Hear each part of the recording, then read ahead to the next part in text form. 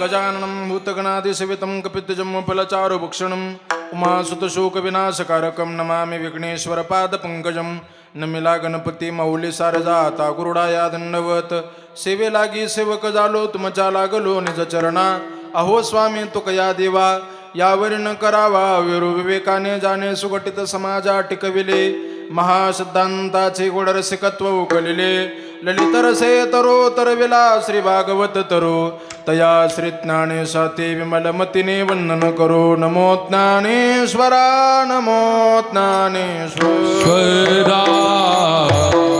निवृत्ती उदारा गोपन देवा निवृत्ती उदारा गोपन देवा निवृत्ती उदारा गोपन देवा ज्ञानेश्वरा नमो ज्ञानेश्वरा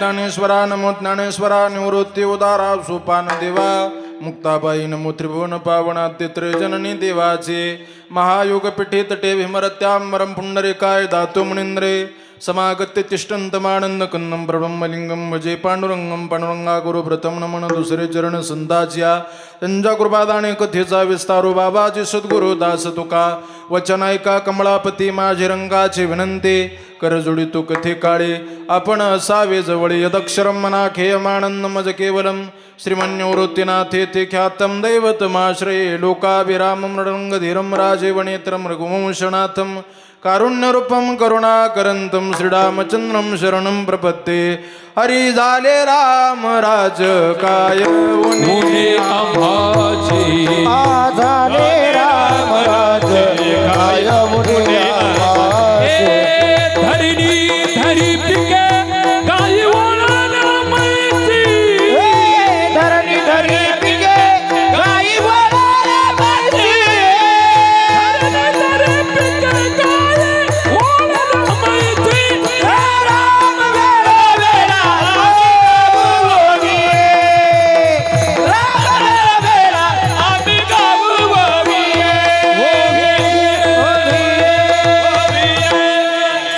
झाले रामराज काय उन्या आम्हासी धरणी धरे पिके गाय उडल्या म्हैशी राम विळू विळा मी गाऊ ओवी दळिता खंडिता जीविता की बाई जाणे भक्तीचा जिवाळा तोची दैवाचा पुतळा आणि कने माझे मना होका पंडित शहाणा प्रस्तुत प्राप्त प्रसंगी प्राप्त स्थळी आजच्या या आयोजित समप्राप्त कीर्तनाकरता कीर्तनरूपी सेवेसाठी आपणा सर्व उपस्थित देवरूप श्रुतुसज्जन मायबाप आपणा सर्वांच्या समोर सेवेकरता घेतलेला निवडलेला म्हणून दाखवलेला गाऊन दाखवलेला अभंग महान भगवत भक्त विश्ववंद्य महाराष्ट्र भूषण वारकरी संप्रदायाच्या कलस्थानावर विराजमान अधिष्ठित अत्यंभूत स्थानापन्न झालेल्या संत श्रेष्ठ श्री जगद्गुरु तुकाराम महाराज यांच्या अभंग गाथेतील 4 चरणाचा छोटासा कमी शब्दाचा अभंग असून या अभंगात जगद्गुरु तुकाराम महाराज जो माणूस जो पुरुष जो सद्ग्रस्त अखंड प्रेमाचा ओलावा असणारी भक्ती जाणतो तोच पुरुष खरा दैववान तोच पुरुष खरा भाग्यवान. अन्य इतरत्र तुकाराम महाराज सांगतात किती मोठा असेल तरी तो माझ्या नजरेत मोठा नाही. जो भक्ती करतो तोच मोठा, जो भक्ती करतो तोच शहाणा. आणि म्हणून भक्ती करावी जीवनाची सार्थकता करून घ्यावी असा गोड निर्वाळा जगद्गुरु तुकाराम महाराज या अभंगातून व्यक्त करतात. विठ्ठल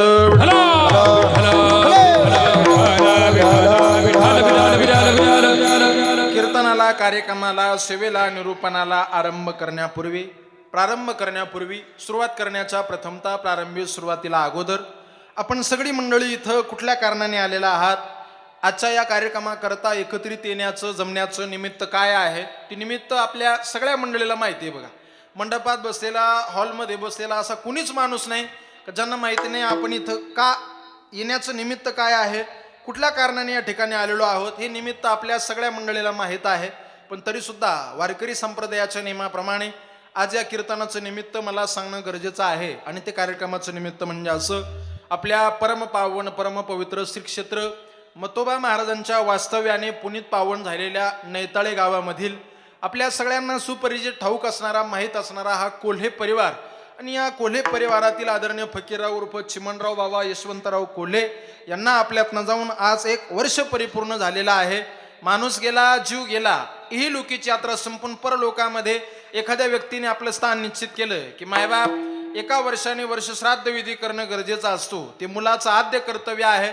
आणि म्हणून आदरणीय चिमणराव बाबांच्या पाश्चात गोड असा त्यांचा परिवार आहे. त्यामध्ये आदरणीय भाऊसाहेब भाऊंनी आपल्या पित्याच्या, आपल्या वडिलांच्या स्मरणार्थ हा एवढा गोड सोहळा या ठिकाणी संपन्न केलेला आहे. त्यांचे भाऊ आदरणीय श्री विठ्ठलराव असतील, त्यांच्या पत्नी गंगा भागीरथी सीताबाई फकीरराव कोल्हे असतील, त्यांची बहीण गंगा भागीरथी शांताबाई चंद्रबान धुळे असतील, त्यांचे जावई, त्यांची सुनबाई, त्यांची मुलगी सौभाग्यवती रतन पाटलांना दिलेल्या मीनाबाई रतन धुळे आहे. तसेच त्यांचे नातू, नात, पुतण्या असा गोड गोकुळासारखा परिवार पाठीमागे ठेवून आदरणीय चिमणराव उर्फ फकीरराव बाबा आपल्यातनं 1 वर्ष झालं देवाघरी निघून गेले. खूप दिवसापासून त्यांचे जे चिरंजीव आहे ते आदरणीय चिरंजीव आमच्या नवनाथ माऊलींच्या सगळ्या भजनी मंडळाच्या संपर्कात होते. एक चांगलं कीर्तन, चांगला सोहळा आमच्या वडिलांचा करायचा आहे, एक चांगला कार्यक्रम माझ्या पित्याच्या स्मरणार्थ मला करायचा आहे. जरी वर्षश्राद्ध पावसाळ्यात आलं तरी अडचण नाही, एखाद्या चांगल्या लॉन्सला कार्यक्रम घेऊ, पण चांगलं थाटामाटात दिमाखात वर्षश्राद्ध संपन्न करू. खूप दिवसापासून असणारी इच्छा आज त्या परिवाराची खऱ्या अर्थानं पूर्णत्वात जाताना दिसत आहे. आपल्या सगळ्या उपस्थित पाहुणे रावळे, आप्तेष्ट नातेवाईक, सगळे सोयरे, मित्र, गणगोत्र परिवार, आपण सर्वांच्या उपस्थितीमध्ये एवढा गोड सोहळा या ठिकाणी संपन्न होत आहे. आजच्या हरिकीर्तनाकरता तुम्ही सगळी मंडळी उपस्थित राहिलात त्याबद्दल आपणा सर्वांचे धन्यवाद. आज कीर्तनाकरता विशेष जी काही गुणवान गुणीजन मंडळी उपस्थित आहे ते तुमच्या गावावर ज्यांचं विशेष प्रेम आहे, सहसा ही माणसं कुठं सापडत नाही. भगवान परमात्मा सांगतो, जिथं भाव आहे तिथं मी आकळला जातो. तसं नैताळेकरांनी या मंडळाला प्रेम दिलं, भाव दिला आणि म्हणून ही माणसं खऱ्या अर्थानं आपल्या गावाकरता उपलब्ध होतात. तर महाराष्ट्राकरता दुर्लभ असणारी ही सगळी मंडळी आहे. त्यामध्ये आदरणीय हरिभक्ती परिणामचे ज्येष्ठ मार्गदर्शक श्रद्धे आबा, आदरणीय जगदाळे आबा, महाराजांकरता एकदा जोरात टाळ्या वाजून महाराजांचे धन्यवाद व्यक्त करा. महाराष्ट्रामध्ये असणारा प्रमाणांचा चालीचा बादशाह म्हणजे आदरणीय आबा आहे. कीर्तनकाराच्या ओठातली प्रमाणात येणारे अनेक गायक आहे, पण कीर्तनकाराच्या कंठातलं प्रमाण देणार एवढा एक बादशाह ज्ञानोबारांनी संप्रदायाच्या पदरात टाकला. आदरणीय आमचे आबा, त्यांचे धन्यवाद. आपल्या गायनाचा स्वच्छ प्रकाश पडून एक चांगल्या गोड आवाजाने ज्यांनी संपूर्ण महाराष्ट्राला वेळ लावलं, प्रकाश महाराज नाईकवाडे हे नाव मोबाईलला सर्च केलं का कितीतरी चाली त्यांच्या येतात. आदरणीय आमचे नाईकवाडे गुरुजी या ठिकाणी आहे. महाराजांचे आभार, धन्यवाद या ठिकाणी व्यक्त करतो. आपल्या परिसरातील आजूबाजूची जी गावं आहे, नैताळ्याचे परिसरातली जी काही 10-5 गावं लागून त्या 10-5 गावची सगळी भजनी मंडळं आहेत, त्या सगळ्या भजनी मंडळाचे धन्यवाद. दोन्ही पताका घेऊन दोन बाजूला उभे बघा, किती गोड महाराजांनो, काही सख्खे भाऊ आहे, दोघ सारखेच दिसतात बघा. शिवासंभा, वा काय जोड आहे बघा, अत्यंत गोड. दोघांचे आभार, धन्यवाद या ठिकाणी व्यक्त करतो. फक्त दोघांमध्ये माय कचरा करू नका, एवढं करा राव, किती म्हणजे दोन्ही 2 बाजूला उभे राहू. अत्यंत वैभवात महाराज, ही वारकरी संप्रदायाची श्रीमंती. कार्यक्रम करायचा ना जरा वजनात, काहीतरी वैभवात, उत्कृष्ट बघा. नाही तर मग काहीतरी एकच माईक, वारा आलं, एकच लाईट इकडे तिकडे फिरवतो, काय अर्थ नाही बघा. किती सुंदर नियोजन आहे, त्यांचे धन्यवाद. दोन्ही चोपदार आहे, दोन्ही चोपदाराचे आभार, धन्यवाद या ठिकाणी व्यक्त करतो. येता येता जोगायची झोपली तरी एक म्हणतो डावीकून चाल, एक म्हणतो उजवीकून चाल. नवनाथ माऊली म्हणले अरे कुठून चला एकदाच पुढं तरी निघा बघा. दोन्ही चोपदार आहे, त्यांचे धन्यवाद. आदरणीय मृदुंगाच्या साथीकरता आपल्या गावातील हरिभक्तीपर्यंत तुषार महाराज आहे, गोड मृदंग वाजवतात. एकदा आपलं गावचं नाव मोठं व्हावं याकरता शुभेच्छा देऊन त्यांना जोरात टाळ्या वाजवून त्यांचं स्वागत करा. आदरणीय आपले कोल्हे महाराज आहे, त्यांचे धन्यवाद व्यक्त करतो. हा सगळा आवाज लॉन्समध्ये सुद्धा तुमच्यापर्यंत व्यवस्थित पोहोचवण्याचं जे काम करत आहे ते आमचे जिवलग रायते बंधू राम लखन साऊंड सर्व्हिस शिंगवेकर. सुंदर असा आवाज आहे, गोड अशी ऑपरेटिंग आहे. या लॉन्समध्ये सुद्धा चांगला आवाज देण्याचं काम ते करत आहे. सुंदर महाराष्ट्रामध्ये त्यांचं नाव आहे. आमच्या रायते बंधून करता खूप खूप धन्यवाद व्यक्त करतो. आणि बरोबर एक 12:25 12:30 आपल्याला थांबायचं आहे. मी घड्याळाचा लय पक्का माणूस आहे, म्हणजे वेळेचं म्हणून राहिलो मी. बाकी काय तुम्ही तिकडं दुसरं डोक्यात आणू नका. 12:25 अलीकडे एखादा मिनिटं होईल, पण मी पलीकडे अजिबात होऊ देणार नाही. जेवढी वेळ मला संयोजकाने ठरवून दिलेली आहे तेवढ्याच वेळेत आपल्याला कीर्तन करायचं आहे. टाळी वाजवा, भजन करा. विठ्ठल विठ्ठल अभंग तुकाराम महाराजांचा. या अभंगात तुकाराम महाराज सांगतात, जो पुरुष अखंड प्रेमाचा ओलावा असणारी किंवा जो सद्ग्रस्त, जी व्यक्ती अखंड प्रेमाचा ओलावा असणारी भक्ती जाणतो, तोच पुरुष खरा दैववान, तोच खरा भाग्यवान. आणि किती मोठा असू द्या, तू माझ्या मनाला नाही. ज्याचं चित्त देवाच्या नावाच्या ठिकाणी जडून जातं, मी त्याचा सेवक होईल. आणि श्रवण कीर्तनाआधी जो पुरुष 9 प्रकारची भक्ती जाणतो, तोच पुरुष खरा दैववान, तोच पुरुष खरा भाग्यवान. असा गोड भाव तुकाराम महाराज या अभंगातून व्यक्त करतात. मायबाप, हे पुण्यस्मरणाचं कीर्तन आहे, हे वर्ष श्राद्धाचं कीर्तन आहे. माणूस असताना काही कामं करणं अगत्य आहे आणि माणूस गेल्यावर काही कामं करणं महत्त्वाचे आहे. जीवन जगत असताना माणसानं नीटनेटकं व्यवस्थित जीवन जगावं, आहे तोपर्यंत माणसानं चांगलं वागावं. आणि एकदा माणूस आपल्या घरातून, कुटुंबातून, समाजातून, या मृत्यू लोकातून निघून गेला की तिथून पुढं पितरांचं चांगलं काम करणं, पितरांची चांगली सेवा करणं हे कर्तव्य मुलांचं असतं. बघा, आपण ज्या हिंदू धर्मात जन्माला आलो, त्या हिंदू संस्कृतीने आपल्याला काही नियम शिकवले. आहे तोपर्यंत आईबापाची सेवा करा. ज्या दिवशी आपले आईबाप आपल्यातनं जातील त्या दिवशी त्यांचं 10वं वर्ष श्राद्ध थाटामाटात संपन्न करा. मंडळी, काय काय भागांमध्ये लोकाला 10वं वर्ष श्राद्ध करणं म्हणजे नको वाटतं. बघा, काय उगाच करायचं, लय मोठा मंडप द्यायचा आणि पैसा खर्च करायचा आणि वाया घालवायचा, फॅड वाटतं लोकांनाही. पण माझी विनंती मायबाप, तुम्हाला आपलं सोडा, पण पितराच्या शांततेकरता हे कार्यक्रम कधी चुकू नका. आपले पितर आपल्याकडनं काहीतरी अपेक्षा ठेवून असतात, आस लावून बसलेले असतात. हा माझं 10वं चांगलं करील, वर्षश्राद्ध चांगलं संपन्न करील, अशी त्यांची आपल्याकडून अपेक्षा असते. आणि जर ती अपेक्षा आपली पूर्ण झाली नाही, बसल्या बसल्या ते म्हणतात मेला. अहा कटा कटा करीती पितर वंशी दुराचार पुत्र झाला, वंशी दुराचार पुत्र झाला. हे अहा कटा कटा करीती पितर वंशी दुराचार पुत्र झाला, वंशी दुराचार पुत्र झाला, पुत्र झाला, पुत्र झाला, पुत्र झाला. तर आपल्या नावानं बोट मोडतात. मेला नसता जन्माला आला ते बरं झालं असतं. माझ्या कुळाला बट्टा लावाय जन्माला आला, यानं माझं 10वं केलं नाही, वर्ष श्राद्ध केलं नाही, ते पितर आपल्या नावानं बोट मोडतात. एक सांगू का तुम्हाला, बसलेली मंडळी लक्ष देऊन ऐकतायत तुम्ही. आवो, त्या पितरांची अपेक्षा असते वंशी भक्त राज व्हावा कोणी, एखादा माळकरी जन्माला यावा, ज्याने आमच्या वर्षश्राद्धाकरता कीर्तन ठेवावं, चांगली हरिकथा संपन्न करावी, चांगली लोक बोलून प्रत्येकाला भोजन द्यावं, अन्नदान द्यावं, ब्राह्मण क्षेत्रवासी भाविक पूजावे, ब्राह्मण षडरस भोजन द्यावे, त्यासी चांगला सोहळा संपन्न करावा, अशी अपेक्षा ते पितर लावून आस लावून बसलेले असतात. आणि एक सांगू मायबाप तुम्हाला, ज्याच्या कुळामध्ये असा एकही माळकरी जन्माला आला नाही आणि ज्याच्या कुळात असं एखाद्यालाही वाटलं नाही का कीर्तन ठेवावं, साधू संत सांगतात तो एकटा नाही, त्याचा पुढे भवन देता त्याचा पुढे भवन देता त्याचा पुढे भवन देता, त्याचा पुढे भवन देता. जय कुळी नाही एकही वैष्णव, जया कुळी नाही एकही वैष्णव, जय कुळी नाही एकही वैष्णव, जय कुळी नाही एकही वैष्णव, त्याचा पुढे भवन देता भवता त्याचा पुढे भवन देता.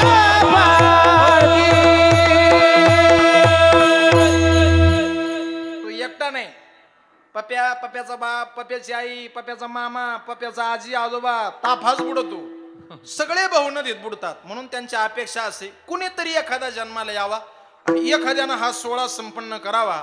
आज ह्या परिवाराने हा कार्यक्रम ठेवला म्हणजे निश्चितच ती व्यक्ती जिथं कुठं असतील, फकीरराव बाबा जिथं कुठं असतील, त्यांना समाधान वाटत असेल, ते जर असा नैतळगाव झूम करून पाहत असेल, त्यांना शिवरा फाटा दिसला असेल, भाग्यश्री लॉन्स दिसला असेल, बाबा तेव्हा कीर्तन चालू आहे, ते काय सगळं येई येऊन बसले, जावई येऊन बसले, सगळे सुना नातवंड परिवार आलेला दिसतो, आबाला बोलवलेलं दिसतं, प्रकाश महाराज आलेले दिसतात, नैतळ्याचं सारं भजनी मंडळ दिसतं, कोण आला नाही कानू गावकीचा, म्हणजे ते पाहत असतील असं त्यांचं लक्ष असेल, आणि हे सगळं पाहत असतील तर त्यांना बरं वाटत असेल, आणि पितराच्या समाधानी करता हा कार्यक्रम ठेवावा. एक वाक्य कीर्तनाच्या प्रस्तावनेत सांगून जातो, वाढ वडिलांची पितराची कृपा नसेल तर जगातलं कुठलंच चांगलं काम तुम्ही करू शकत नाही. माझ्यावर बॉन्ड मधून लिहून घेऊन जा. त्यांची कृपा नसेल ना, कुठलंच चांगलं काम तुम्ही करू शकत नाही. महाराज मृदंग वाजवतात, ही त्यांच्यावर त्यांच्या पितराची कृपा आहे. आदरणीय आबांचं नाव महाराष्ट्रभर गाजत आहे, ही त्यांच्यावर त्यांच्या पितराची कृपा आहे. कुणीतरी माणूस कुण्यातरी क्षेत्रात पुढे आला, हे फक्त पितराचे आशीर्वाद आहे. अहो आपण लय किरकोळ, आपण लय शिल्लक राहिलो. जगद्गुरु तुकाराम महाराजांना एके दिवशी प्रश्न विचारण्यात आला, महाराज ओ तुकोबाराय, देवानं विचारावं, ओ तुकाराम महाराज, ही सगळी वारी घडते, दिंड्या घडतायत, एवढ्या दिवसापासून तुम्ही माझ्या पंढरीच्या वारीला येतात, हे कशामुळे शक्य झालं? तुकाराम महाराजांनी बोट स्वतःकडे केलं नाही, देवा त्यांच्यामुळे. माझ्या वडिलांची मिरासी गाते माझ्या वडिलांची मिरासी गाते करीन सेवा पांडुरंगा, तुझी चरण सेवा पांडुरंगा, उपवास पारणे राखीला गारवटा, उपवास पारणे राखीला गारवटा,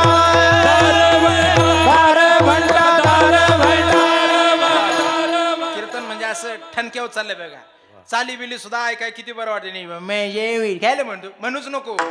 वजनात वैभवत असतं की किती भारी वाटतं महाराज, किती प्रसन्न आहे बघा. असा गोड भाव या अभंगातनं तुकाराम महाराज सांगतात. प्रस्तावना अधिक न लांबवता हे पितरांमुळे शक्य होतं, म्हणून त्यांच्या समाधानाकरता आपण या ठिकाणी करावं. असा गोड अभंगही कीर्तनाकरता निवडलेला आहे. निघालो आपण कीर्तनाकडे. लक्षपूर्वक कीर्तन श्रवण करा. मायबाप, साधू संतांनी वेळोवेळी आपल्याला विनंती केली. थोडं माझ्याकडे लक्ष द्या. आता साधू संतांनी वेळोवेळी आपल्याला विनंती केली. काय विनंती केली? बाप हो, करा रे बापानो साधन हरीचे, जने करणीचे करू नका. पाया पडतो तुमच्या, जेने नाही जन्म यमाची यातना, ऐसी ते साधना करा काही. हा देह लय थोड्या दिवसाचा आहे, याचं काय होईल पत्ता लागणार नाही. देव करून घ्या, देवा करता प्रयत्न करा, देवा करता धावपळ करा. तुकाराम महाराजांनी त्यांच्या बायकोला सांगितलं, हरी भजना बिन काळ घालवू नको रे, हरी भजना बिन काळ घालवू नको रे, हरी भजना बिन काळ घालवू नको रे, हरी भजना बिन काळ घालवू नको रे. दुरीचा साप भिवून भावा, दुरीचा साप भिवून भावा, भेटी नाही जीवा शिवा, भेटी नाही जीवा शिवा, अंतरिता ज्ञान दिवा घालवू नको रे.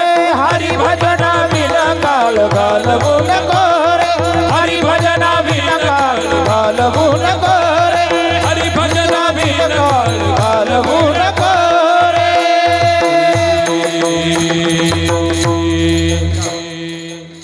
देवाशिवाय जगू नका, हरी भजना विन काळ घालू नका, वेळोवेळी प्रार्थना केली. तुकाराम महाराज एकदा बोलता बोलता त्यांच्या बायकोला म्हणतात, अगं जिजे आवले 1500 रुपयावर लय भाळू नको. म्हणजे त्यांना सांग, तुम्हाला नाही. 1500 रुपयाच्या भरोश्यावर लय राहू नको. या शरीराचं काही खरं नाही, या शरीराच्या लय आहारी जाऊ नको. देवा करता प्रयत्न कर. तुकोबारायची भाषा आहे, देव पावया करीवो साया, देव पावया करीवो सायास, देव पहावया करीवो साया, देव पावया करीवो सायास. धरी हे आस नाशी मुख, धरी हे आस, आन धरी हे आस, धरी हे आस,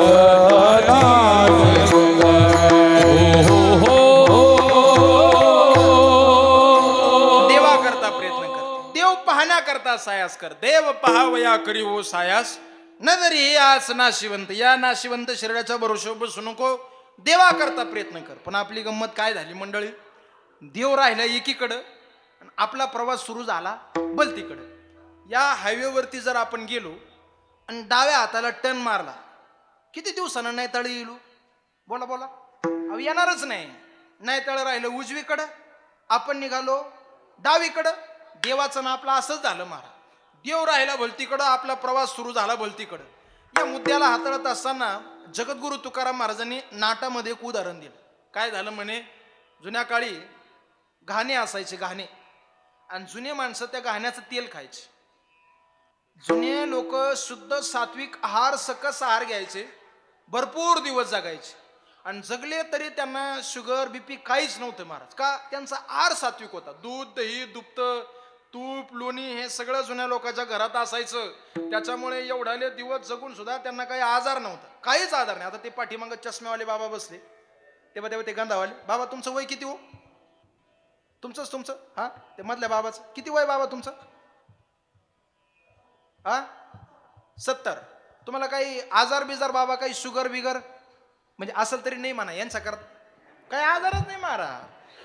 एवढ्या दिवस जगले हे माणसं, पण यांना काहीच आजार नाही. का? जुने लोक शुद्ध खायचे, घाण्याचं तेल असायचं, तो घाणा असायचा, आणि त्या घाण्याला बैल झुपलेला असायचा. त्या बैलाच्या आजूबाजूने डोळे बांधलेले असायचे, आणि त्या बैलाच्या शिंगाला असा एवढा बांबू लावलेला असायचा, आणि त्या बांबूच्या पुढच्या टोकाला हिरव्यागार गवताची पेंडी बांधलेली असायची. आणि त्या बैलाला असं वाटायचं 2 पावलं पुढं चाललो का पिंडी आपलीच, 2 पावलं पुढं चाललो का पिंडी आपलीच. बऱ्याच बैलाला असंच वाटतं. थोडं पुढं गेलो का मोकळा झालो, पोऱ्याचं लग्न झालं का मोकळा झालो, नातू झाला का मोकळा झालो.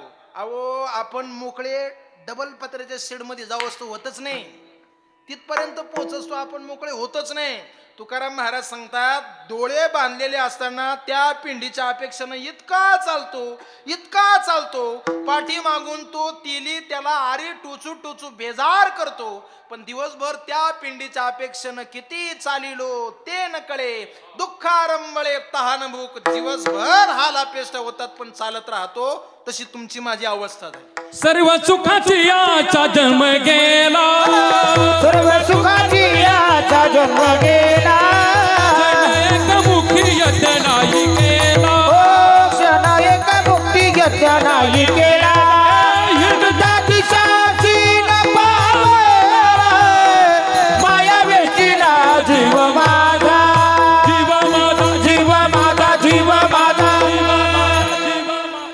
जन्म निघून गेला, किती जन्म झाला फेरा, गणित नाही जी दातारा. सुख पाहता पाहता, देव पाहता पाहता किती जन्म निघून गेले, पण देवाची ना आपली भेटच नाही. तुम्ही लक्ष देतात म्हणून सांगतो. या मुद्द्याला हाताळत असताना जुने कीर्तनकार एक दृष्टांत सांगायचे, तेवढा सांगतो, जरा टाळी वाजवा. विठाल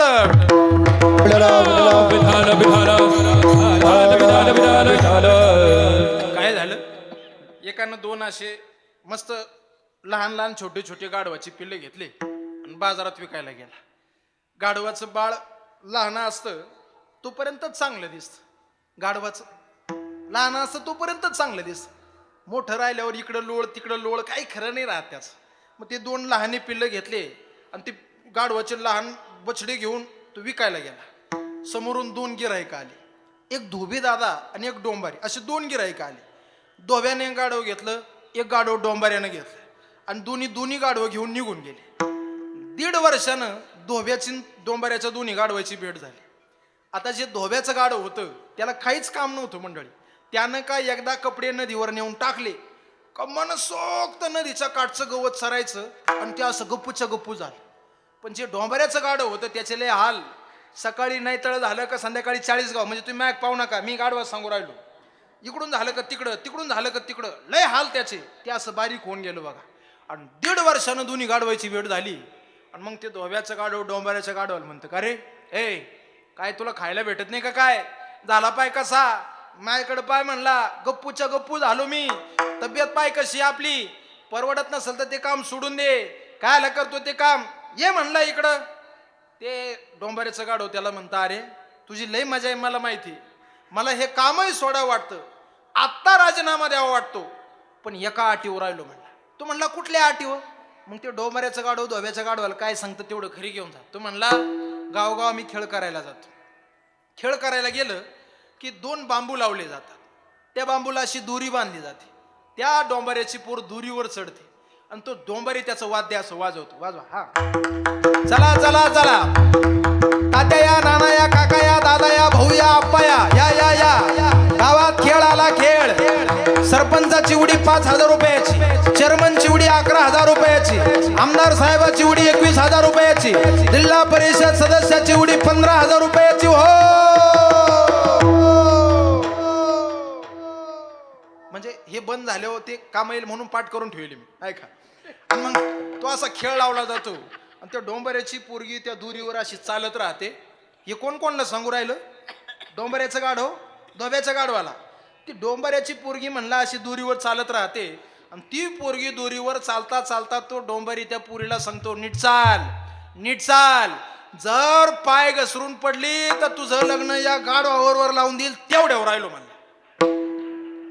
कधी यायचा हा चान्स, कधी उगायचा तो दिवस. आपलं तसंच झालं. देवाची ना आपली भेटच नाही. देव राहिला एकीकडं, आपण निघालो भलतीकडं. देवाची ना आपली गाठच नाही. जन्म वाया जायची वेळ आली, जन्म कडाला जायची वेळ आली. पण काही सार्थकता होईना. ही सगळी गोष्ट साधू संतांच्या लक्षात आली. देवापर्यंत तुम्ही आपण जावं याकरता संत महात्म्यांनी काही रस्ते आपल्याला सांगितले. विठ्ठल विठ्ठल विठाला विठाला विठाला. देवापर्यंत जा, भगवान परमात्मा जवळ करा. त्याकरता काही मार्ग, काही वाटा साधू संतांनी आपल्याला सांगितल्या. किती वाटा आहे? संत वाङ्मयात 4 वाटा आल्या. या 4 वाटांनी तुम्ही थेट देवापर्यंत जाऊ शकतात. लक्षपूर्वक कीर्तन आहे का? वाट नंबर 1, देवापर्यंत जाण्याचा रस्ता ज्ञान मार्ग. ज्ञानाने तुम्ही देवापर्यंत जाऊ शकतात. ज्ञान हा माणसाचा 3रा डोळा आहे. माणसाकडे ज्ञान असावं, ज्ञान मिळवावं. ज्ञानाने आपल्याला थेट देवापर्यंत जाता येऊ शकतं. एक सांगू तुम्हाला, देशाचा राजा जरी असला पण देशाच्या राजाला देशापुरतीच किंमत असते. पण विद्वान कुठेही जा, विद्वान सर्वत्र पूज्यते.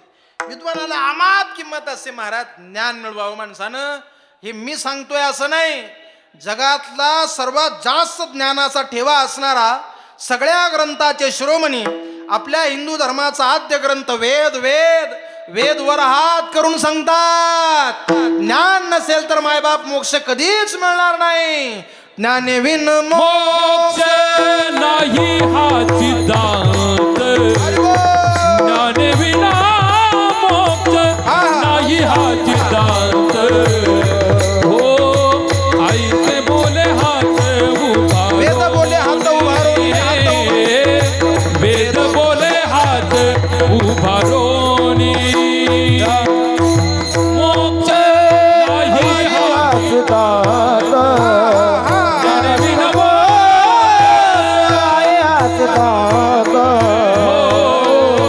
वेद बोले हात उभारो. वेद बोले हात उभारो.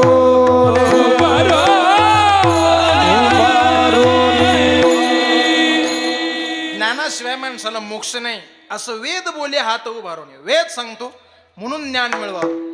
ज्ञान मिळवावं माणसानं. काही काही लोकांना काहीच कळत नाही महाराज. काहीचा ज्ञानाचा अजिबात संबंध नसतो. कमीत कमी आपल्याला कळत नाही एवढं तरी कळावं. हे कळलं ना तुम्हाला? काहीला काहीच कळत नाही. मला कळत नाही हे सुद्धा काहीला कळत नाही. एक जण डॉक्टरकडे गेला. डॉक्टरला म्हणला, डॉक्टर, बायकोला ऐकायला येत नाही म्हणला. डॉक्टर म्हणला, इथं आणली का ती? नाही म्हणला, घरीच आहे. मी इथून कसं काय औषध देऊ? डॉक्टर म्हणला, एक काम करा, घरी जा आणि बायकोला किती अंतरावरून ऐकायला येत नाही याचा अंदाज घ्या. तू घरी आला आणि अंगणातून बायकोला आवाज दिला, हे भाजी काय केली? बायको 1 नाही 2 नाही.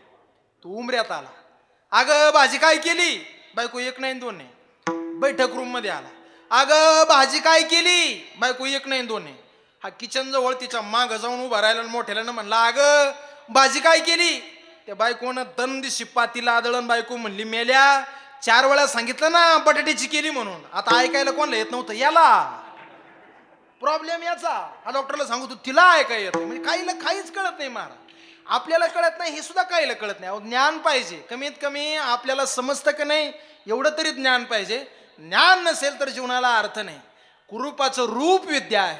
शिरडानं जरी कुरूप माणूस असेल पण ज्ञान जर असेल, विद्या जर असेल तर माणूस मोठा होऊ शकतो. ज्ञान मिळवावं माणसानं. किती ज्ञान मिळवावं?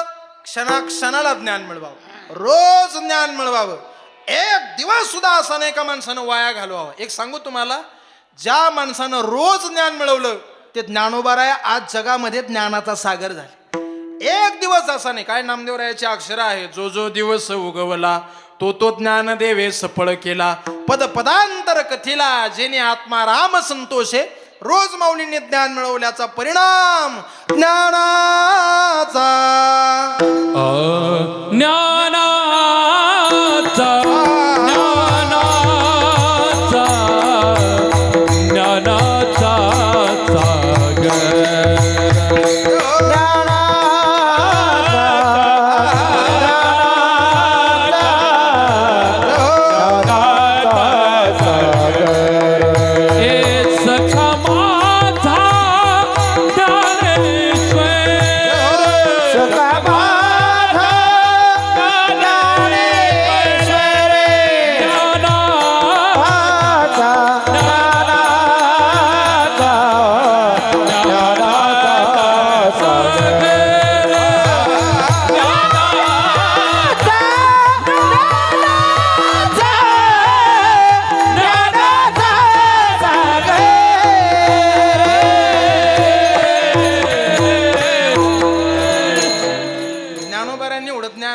जगात आज कोणालाच घेता आलं नाही. मायबाप, एक वाक्य सांगतो, तुमच्या सगळ्यांच्या अंगावर काटा येईल. माझ्यासमोर ही ठेवलेली ज्ञानेश्वरी आहे, लक्षपूर्वक ऐका. किती ज्ञान मिळवलं ज्ञानोबारायांनी. माऊलींनी रेडा बोलवला, हे तुम्हाला मान्य नसेल अजिबात करू नका. असंही आपल्या केल्याने न केल्याने त्यांना काही फरक पडत नाही. माऊलींनी भिंत चालवली, हे आपल्याला मान्य नसेल अजिबात करू नका.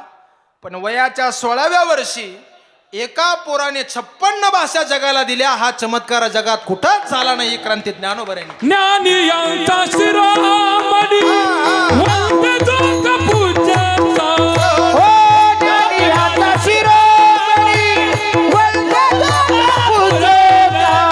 चिंतकाचा चिंतामणी ज्ञानोबा.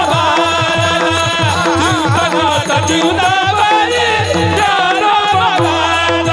चिंतकाचा चिंतामणी ज्ञानोबा. चिंतकाचा चिंतामणी ज्ञानोबा.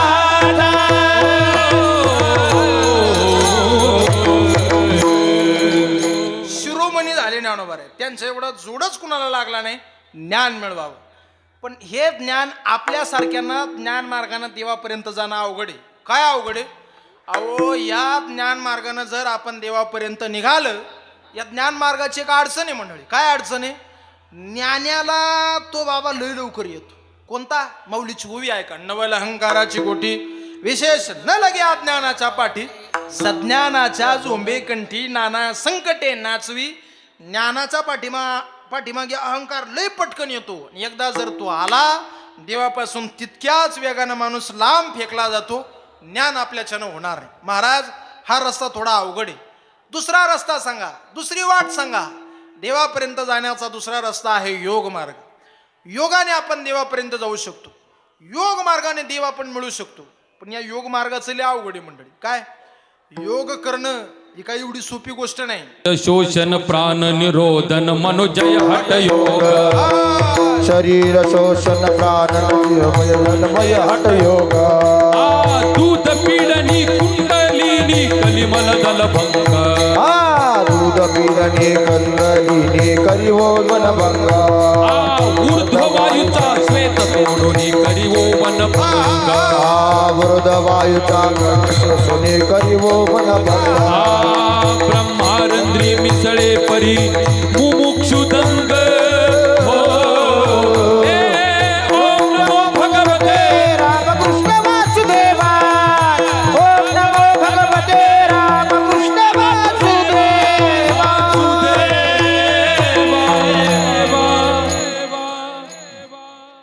ऐकायलाच एवढं अवघड आहे, तेव्हा करायला किती अवघड असं. एवढा योग मार्ग कठीण. एवढी योग मार्गाची व्याप्ती अवघड आहे. मायबाप, डोळ्याला दिसत असून सुद्धा न पाहणं याला योग म्हणतात. पायाला चालत असून सुद्धा देवाकरता पद्मासन घालून आसन मुद्रा लावून न चालता एक जागी बसणं याला योग असे म्हणतात. एक तुम्हाला छोटा महाभारताचा दृष्टांत सांगतो. कीर्तनकार प्रवचनकार महाराजांनी एक तरी पौराणिक दृष्टांत सांगावा म्हणून लक्षपूर्वक आहे का. योग किती कठीण आहे आणि योगाचं फळ काय. एका बाईचं लग्न ठरलं. लग्न ठरल्याबरोबर तिला असं समजलं का ज्याच्याशी आपलं लग्न आहे ते होणारे आपले पती आंधळे. तिला असं समजल्यावर तिने ठरवलं माझ्या नवऱ्याला जर दिसत नाही तर मलाही पाहायचं नाही. तिने तिच्या डोळ्याला पट्टी बांधून घेतली. दृष्टांत महाभारतातला आहे. आता याचा तुम्ही साधर्म्य लावू नका. आता जर असं समजल्यावर लग्न ठरल्यावर थोडं जरी कळलं ना नवरदेव फक्त डोळ्यात तिरपाय मोडलं लग्न. काय घेणं नाही लोकायला. लोक म्हणतात 17 पडले कुठे घेत्या डोक्याला वाढवा करून. अहो त्या बाईने बिचाऱ्यांनी डोळ्याला पट्टी बांधून घेतली आणि दिसत असून सुद्धा न पाहिलं योग केला. इंद्रियाची शक्ती संयमित केली, साठवली आणि पुढं चालून कौरव पांडवांचं युद्ध सुरू झालं. आणि युद्धाच्या पूर्वसंध्येला काही काळ अगोदर तो दुर्योधन आपल्या आईकडे गेला आणि आईला म्हणला, आई मी वज्रदेही झालो पाहिजे, मी कुणाकडूनच मरता कामा नाही असा मला आशीर्वाद दे. आई म्हणली, पोरा तू एक काम कर, उद्या सकाळी लवकर उठ, विवस्त्र स्नान करून माझ्याकडे ये. अरे मी जर तुला भरदृष्टीने डोळ्यानं विवस्त्र अवस्थेत पाहिलं तर तू वज्रदेही होशील, कुणाकडूनच तू मरणार नाही. पटलं राव त्याला. दुर्योधन सकाळी पहाटे लवकर उठला, स्नान केलं आणि विवस्त्र आपल्या आईकडे जायला निघाला. पण जगाच्या बापाला काळजी पडली. भगवान परमात्मा म्हटले, अरे रे रे रे रे रे, हा जर वाचला, या तडाख्यातून जर दुर्योधन सुटला, युद्धातून वाचला, तर दुर्योधन गावात सप्त्याची मिटिंग झाली हो मळ्यात परत घ्यायला बसला. गावची ग्रामपंचायत बिनविरोध करायची ठरली तरी दुर्योधन होऊ देणार नाही. असे दुर्योधन बरेच मागं लटकेली महाराज, बरेच राहिले बघा. देवाला वाटलं आता हा संपवणं लय गरजेचं आहे. देवानं असं त्या फुलाच्या त्या माळ्याचं रूप घेतलं आणि फुलं घेऊन देव रस्त्यात उभे राहिले. आले दुर्योधन तिकून. देवाने ऐकून सांगितलं, जय हरी. तिकून दुर्योधन म्हणतो, हा जय हरी. काही लोकांना जय हरी सुद्धा नीट म्हणवत नाही बरं. आपण जर त्यांना म्हणलं जय हरी, तिकून म्हणते हा जय हरी. काय पद्धत आहे काही, काय बोलतात लोक.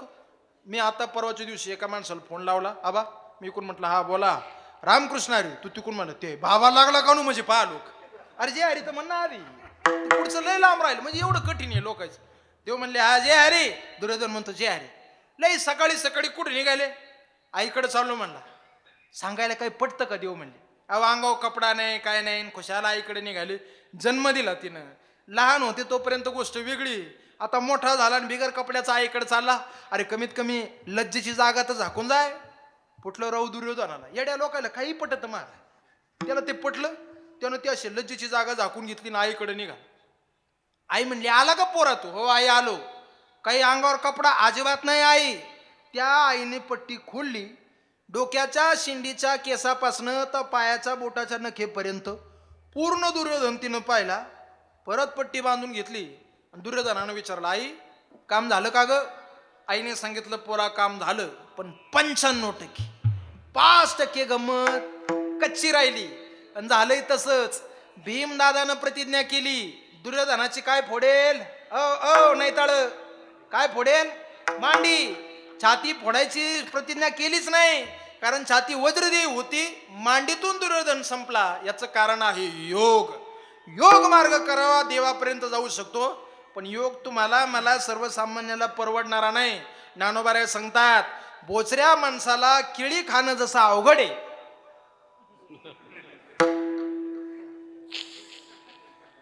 बोचऱ्या माणसाला लोखंडाचे चणे खाणं जसं अवघड आहे, तसा योग प्रत्येकाला करणं अवघड आहे. ज्ञानोबा हरिपाठातला 5वा अभंग आहे की नाही? योग यागे विधी येणे नो हे सिद्धी वयाची उपाधी दम धर्म हरी मुखे म्हणा मुखे म्हणा मुखे म्हणा मुखे म्हणा. किती वेळ जपायची आणि वेळेला किती अचूक कमी वेळात कीर्तन करायला प्रमाण द्यायचे यांच्याकडून शिकायचं. नुसतं प्रमाण आलं म्हणून आणि त्याला जाऊन साधा माझ्या डोळा आणू हो हो म्हणणं वेगळं, त्याचा भावविश्वास जाऊन म्हणणं वेगळं. अत्यंत गोड महाराज योगाने आपलं काम होणार नाही. 2 रस्ते बाजूला टाकले, एक ज्ञानाचा आपल्याच्यानं होणार नाही, 2 योगाचा तोही आपल्याच्यानं देवापर्यंत जाणार नाही. तिसरा रस्ता आहे कर्माचा. कर्ममार्ग आपल्याला देवापर्यंत घेऊन जातो, पण तोही लय खडतर रे.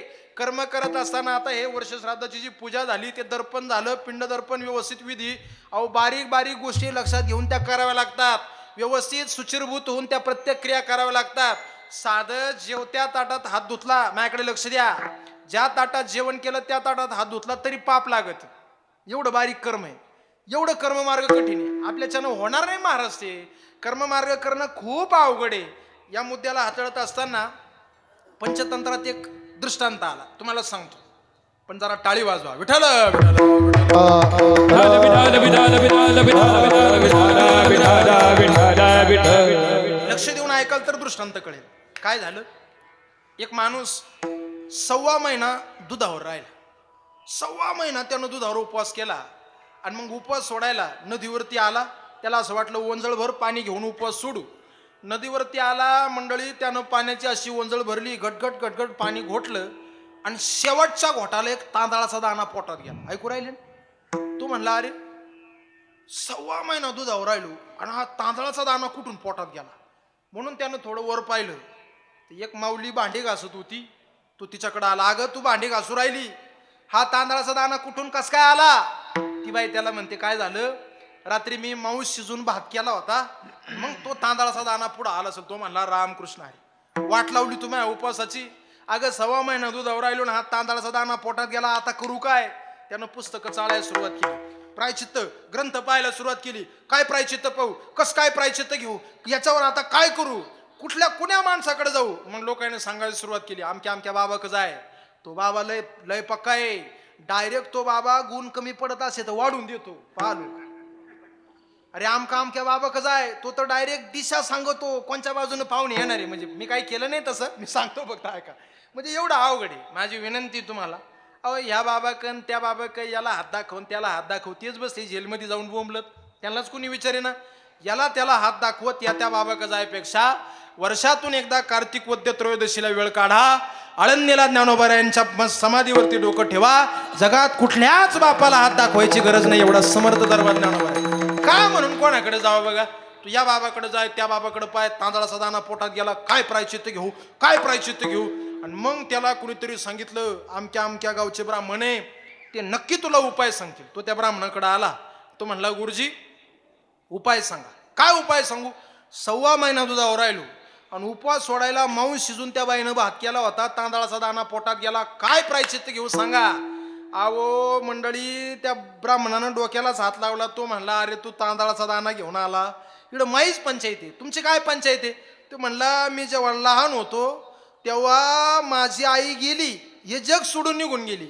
मग माझ्या वडिलांचा विवाह गावातल्या सगळ्या लोकांनी एकत्र येऊन एका धार्मिक मुसलमान बाई बरोबर लावून दिला. आता माझं लग्न झालं, मला झाला पोऱ्या, आता त्या पोऱ्याच्या मुंजा घालू का सुंता घालू, अजून मला मिळ लागाना. म्हणले, त्या तांदळाच्या दाण्याची उत्पत्ती कुठं लावू? एवढा कर्ममार्ग अवघड, एवढा कर्ममार्ग कठीण, आपल्याच्यानं होणार नाही महाराज. आणि जरी कर्ममार्ग झाला तरी कर्माचे 2 प्रकार आहेत. ज्ञानोबरायांची ज्ञानेश्वरी काढा, एक सकाम कर्म, दुसरं निष्काम कर्म. ज्ञानोबराय सांगतात, तैसा कर्तृत्वाचा मधू आणि कर्मफलाचा स्वादू, या दोही ते नावबंधू सांडून या. कर्मफलाचा मधू, कर्म करून हे मला मिळणार आहे, कर्मफलाचा आस्वादू अशी आसक्ती, कर्तृत्वाभिमान, या 2 गोष्टी बाजूला फेकून जे कर्म केलं जातं त्याला निष्काम कर्म असे म्हणतात. आपल्याच्यानं कर्माचा अहंकार बाजूला लोटला जाणार नाही. कर्म केल्यावर हे मी केलं अशी म्हणायची लई सवय आपल्याला. गावात जर कीर्तन एखादं जोरात चांगलं झालं ना, आपण म्हणतो, मी सांगेल तरी तो बाबा, मी बोललो होतं त्याला.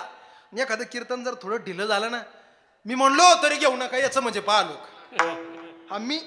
हा मी आडवा येणं या आपल्याच्यानं होणार नाही.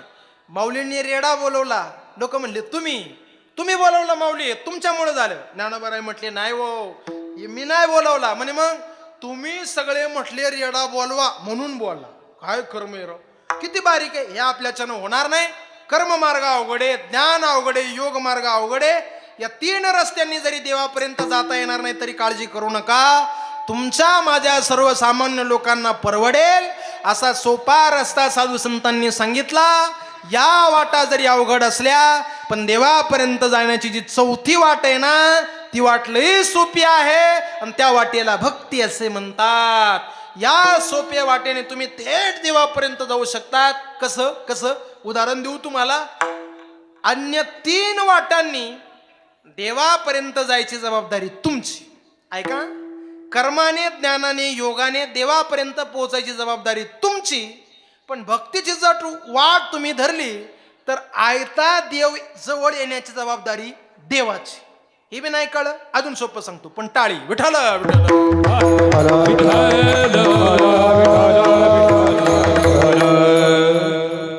वानराची पिलं आणि मांजराची पिलं तुम्ही पाहिले असते. वानर त्याच्या पिलाला सांगून ठेवतं, भाऊ मला ह्या डोंगरावरून त्या डोंगरावर त्या झाडावरून त्या झाडावर उड्या मारायची सवय. तुम्हाला जगायचं असेल तर तुम्ही माझ्या पोटाला धरून पक्क राहायचं. पोटाचा हात निसटला गोईंग टू यमलोक, तुम्ही वाचणार नाही. तुम्ही पक्क धरून राहायचं. आणि मांजराचं तसं नसतं. मांजर आहे तर पिलांना उचलणार, या घरातून त्या घरात त्या घरातून त्या घरात घेऊ जाणार, दात सुद्धा लागू देणार नाही. कर्म मार्ग ज्ञान मार्ग योग मार्ग मांजराच्या वानराच्या पिलासारखं आपल्याला पक्क धरून राहावं लागतं. आणि भक्ती मार्गाची कास धरली की आयता देव आपल्यापर्यंत येतो. अन्य इतरत्र मार्ग करायला जरी अवघड असले पण हा जो चौथा मार्ग आहे हा मार्ग प्रत्येकाला जमेल. तुका म्हणे सोपे आहे सर्वाहुने आहे सर्वाहुने चहाना तो घरी घेतो येथे, चहाना तो घरी घेतो येथे. तुका म्हणे सोपे आहे सर्वाहुने, आहे सर्वाहुने.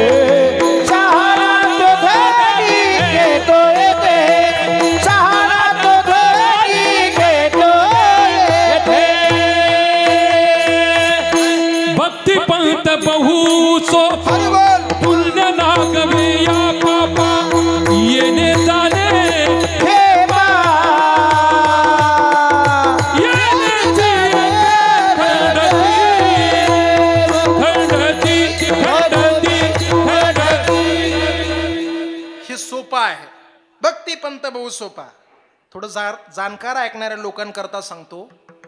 भक्ती पंत बहु सोपा हे प्रमाण म्हटल्यावर आपल्या लक्षात ते दुसरं एक प्रमाण आलं असेल. कोणतं? भक्ती ते कठीण सुळावरील पुळी. आता भक्ती पंत बहु सोपा हे प्रमाण तुकाराम महाराजांच आहे. भक्ती ते कठीण हे प्रमाण तुकाराम महाराजांचंच आहे. म्हणजे एकाच संतानं सोपंही सांगायचं आणि एकाच संतांनी कठीणही सांगायचं. कसं काय त्यांची 2-2 मतं असू शकतात? आपले राहत नाही का? आपण सुद्धा 2-2 मतं करतो. आपण घेतो एकाला, ठोकतो एकाला. मतदान आपले नाही का 2-2 मतं? तुकाराम महाराजांनी 2-2 मतं सांगितले. सोपंही सांगितलं आणि कठीणही सांगितलं. पण या दोन्ही मताचे अधिकारी वेगळे मंडळी. भक्ती ते कठीण कुणाला सांगितलं आणि भक्तीपंत बहु सोपा कुणाला सांगितलं? संत वाङ्मय हे समन्वयानं कळलं पाहिजे. जो एखादा म्हटला महाराज नवीनच माळकरी झालो, आताच माळ घातली हो, अहो पहिल्यांदाच आषाढी वारीला आलो, जमल का हो मला हे, मला करता येईल का हो हे? तुकाराम महाराज त्याला म्हटले अजिबात टेन्शन घेऊ नको. भक्ती पंथ बहु सोपा, हे लय सोपे. आणि भक्ती ते कठीण कोणाला सांगितलं? जो म्हणला माऊली 108 ज्ञानेश्वरीचे पारायण केले आपण, असा ग्रंथ नाही का जो वाचायचा बाकी ठेवला. लय कीर्तनकर बोत ऐकू ऐकू वाटे लावले, आपला कुणी हात धरत नसतं. आशाला तुकोबराय म्हटले गप्पे. भक्ती ते कठीण, हे लय कठीण आहे. हे समन्वयानं कळलं पाहिजे. तुम्हाला एक हरिपाठातली गंमत सांगतो, टाळी वाजवा. विठ्ठल विठ्ठल विठ्ठल विठ्ठल विठ्ठल विठ्ठल विठ्ठल. माऊलींच्या हरिपाठाचा पहिला अभंग काय? चहा सांगतो तुम्हाला सगळ्याला थोडं थोडं. हरिपाठाचा पहिला अभंग देवाच्या द्वारी उभा क्षणभरी. माऊलींनी हरिपाठाचा पहिला अभंग लय सोपा केला. काहीच नाही हो, देवाच्या द्वारात क्षणभर उभं राहा, तेने मुक्ती 4 साथ येल्या, काहीच करायचं नाही. हरिमुखे म्हणा हरिमुखे म्हणा. पुण्याची गणना कोण करी? महाराज अहो आम्हाला घरी गव्हातले खडे काढता काढता जमल का हो? असोनी संसारी संसारातही जमल. कुणी केलं? द्वारकेचा राणा पांडवागर. हे पहिले अभंग लय सोपं सांगितलं. हळूहळू लोक इथं येऊ दिले, लोकायला नादी लागू दिलं, लोकायला रंगू दिलं, नाचू दिलं. आणि मग शेवटच्या अभंगात ठणका ठुला. रिका मार धघेडी राहू नको, रिका मार धघेडी राहू नको.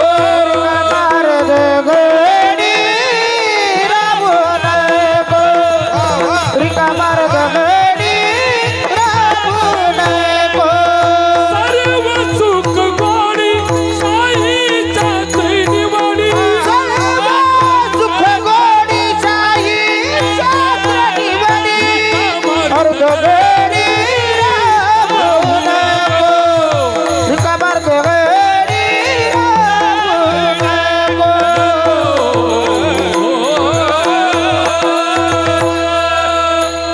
अर्ध घडी सुद्धा रिकामा राहायचं नाही. तुम्ही लक्ष देतायत म्हणून सांगतो. हरिपाठाच्या पहिल्या अभंगाच्या जागी जर माऊलींनी शेवटचा अभंग पहिल्या क्रमांकाला ठेवला असताना याच्यातले निमेड आले नसते. हा तुमचा टाळ, ही तुमचा विना. सप्ताला वर्गणी किती 1500 ठरली का? आपले 2500 घ्या, पण तुम्हीच करा तिकडं. समन्वयानं कळलं पाहिजे. भक्ती प्रत्येक करू शकतो, भक्ती प्रत्येकाला जमू शकते, आणि भक्तीच्या वाटेने तुम्ही अलगद देवापर्यंत जाऊ शकतात. जो माणूस भक्ती करत नाही तो पापी, अभक्त, अभागी समजावा. जो माणूस भक्ती करत नाही त्याला एकनाथ महाराजांनी तर एवढं खोडलं. एकनाथ महाराजांनी परखड भाषा वापरली. 5व्या दिवशी कसा त्या बाईनं नेला नाही, 5व्या दिवशी कसं त्याचं वाटोळ झालं नाही. एकनाथ महाराजांची अवघड भाषा आहे. महाराज, भक्ती विन जन्माला पशु केला नाशू आयुष्याचा, त्याचा नाश कसा झाला नाही. जो ग्रस्त भक्ती करत नाही तो पापी, अभक्त, अभागी समजावा. पण या उलट जो माणूस भक्ती जाणतो, भक्ती करतो, तो पुण्यवान, भक्त, भाग्यवान, दैववान समजावा. हे महाराज अभंगाच्या पहिल्या जाने भक्तीचा जीवाला, जाने भक्तीचा जीवाला, जाने भक्तीचा जीवाला, जाने भक्तीचा जीवाला. तोची दैवाता, तोची दैवाता, तोची दैवाता पुतळा, तोची दैवाता, तोची दैवाता, तोची दैवाता पुतळा. तो हे माझे मना आणि ग डोहे माझे मना, भक्तीचा जीवाला तोची दैवाचा पुतळा. आणि ग डोहे माझे मना, आणि ग डोहे माझे मना.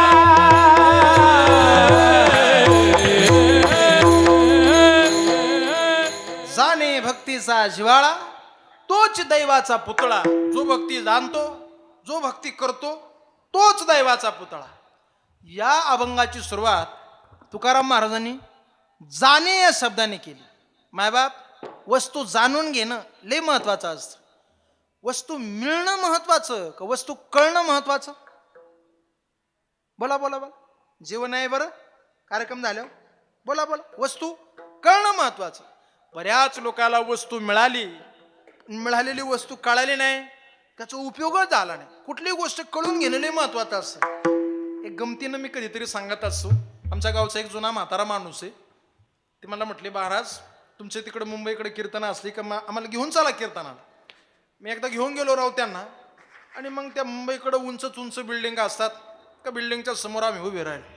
त्या बिल्डिंगला आमचं 13व्या मजल्यावर जेवणं होते. त्या बिल्डिंगच्या समोर उभं राहिलो आणि एक वरच्या मजल्यावरून खालच्या मजल्यावर ये जाय करायला, खालच्या मजल्यावरून वर जायला, वरून खाली यायला एक मशीन असतं. काय म्हणतो आपण त्याला? लिफ्ट.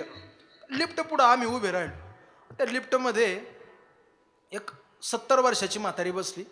तिनं बटन दाबलं, वर गेली, आणि वरून खाली येताना एक 25 वर्षाची पोरगी कॉलेजची बॅग लावून कॉलेजला जायला खाली आली. ते म्हाताऱ्यानं पाहिलं, अरे लय मशीन पाहिले म्हणला. असं मशीनच 70 वर्षाची म्हातारी टाकायची, बटन दाबायचं, आणि 25 वर्षाची पोर खाली येते. ती म्हातारं मला म्हणलं बाबा एक चूक झाली म्हणे काय घरून म्हातारी आणाय पाय होती पहा म्हातारा. जाणे जाणे म्हणजे चाखणे, चाखणे म्हणजे अनुभवणे. तुकाराम महाराजांनी जाणे या शब्दाने सुरुवात केली. कुठली गोष्ट जाणा, भगवान परमात्मा जाणा, त्याची भक्ती जाणा, त्याची भक्ती चाखा, भक्ती अनुभवा. अनुभवा विना वारकरी संप्रदायाला भक्तीला शून्य किंमत आहे. एक मुद्दा प्रखड मांडतो मायबाप. वारकरी संप्रदायाने वयाला किंमत कधीच दिली नाही. किंमत दिली त्या अनुभवाला. जर वयाला किंमत दिली असती तर 1400 वर्षाचा जखड म्हातारा 14 वर्षाच्या पुरीला शरण आलाच नसता. किंमत अनुभवाला आहे. जाणे जाणे जाणून घेणं, चाखणं, अनुभवणं. कुठली गोष्ट जाणली की माणूस पटपट सांगतो. तुम्हाला कळण्याकरता थोडंसं तुमची गरज आहे, मला उत्तर द्या. आता मीठ कसं लागतं खायला? खारट. हे मलाही कळतं पण संवादातून करू. मीठ खायला खारट लागतं, गुळ गोड लागतो, चिंच आंबट, कच्चा पेरू तुरट लागतो, दही दही दही आंबट लागतं. दारू कोण म्हणलं गोड आहे? कोणीच नाही, कोणीच म्हटलं नाही. गुळ कसा आहे खाऊन पाहिलं, पटकन सांगितली. चिंच कशी आहे खाऊन पाहिलं, पटकन सांगितलं. पेरू कसा आहे खाऊन पाहिलं, पटकन सांगितलं. तिचा आणि आपला संबंध आला नाही म्हणून चव सांगायचा विषयच नाही. अनुभवाला फार मोठी किंमत आहे. म्हणून जाणे, भक्तीचा जिव्हाळा. भक्तीचा जिव्हाळा म्हणजे झरा. भक्तीचा महापूर तुकोबाराय म्हटले नाही. भक्तीचा झरा हा अखंड जुळू जुळू वाहत राहतो, ज्याला कधीच आटत नाही. महापूर येतो निघून जातो. म्हणून तुकाराम महाराजांनी जिव्हाळा म्हणावं. जाणे भक्तीचा जिव्हाळा. आणि जो भक्तीचा जिव्हाळा जाणतो तोच दैवाचा पुतळा. तो दैवाचा पुतळा. व्यवहारात अनेक पुतळे आहे. लोखंडाचा पुतळा, चांदीचा पुतळा, पंचधातूचा पुतळा. कीर्तनात हसायचं सांगितलं तरी हसत नाही, रडायचं सांगितलं तरी रडत नाही, नुसता बसतो. तोही पुतळाच, त्यालाही पुतळाच म्हटले तुकोबाराय. पण या अन्य इतरांपेक्षा भक्ती जो जाणतो तो दैवाचा पुतळा आहे. महाराज, जो भक्ती जाणतो तो दैवाचा पुतळा आहे. मग या बाकीच्यांचं काय हो? तुकोबाराय म्हटले, हा भक्ती करणाऱ्या पुढं कोणी किती मोठा लागून गेला तरी माझ्या मनानं तो मोठा नाही. मग तो किती का शहाणा असं नाही. महाराज अभंगाचा